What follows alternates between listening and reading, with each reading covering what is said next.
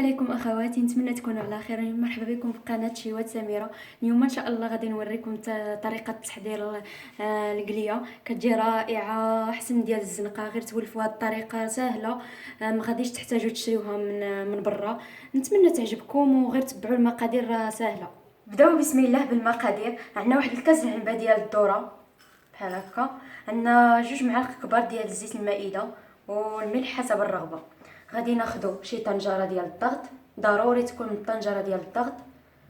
نخويو فيها الذره ديالنا، نزيدو عليه 2 معالق كبار ديال زيت المائده،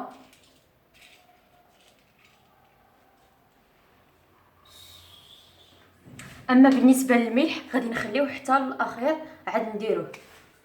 دابا غادي ناخذ مخطه، غادي نسدو على الطنجره ديالنا،